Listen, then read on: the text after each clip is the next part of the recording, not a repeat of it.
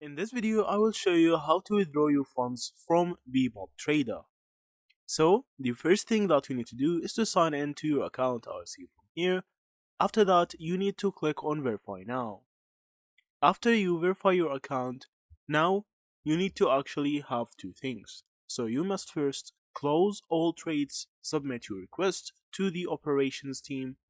Withdrawals will be reviewed within 1 to 2 business days, and it will be credited to your wallet. Also, you may request a withdrawal 14 calendar days after receiving your funded accounts. After each withdrawal, a new 14-day period must pass before another withdrawal.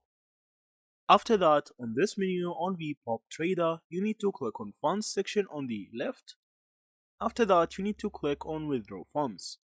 Now from here, you need to choose the account that you want to withdraw from, and then choose the amount that you want to withdraw.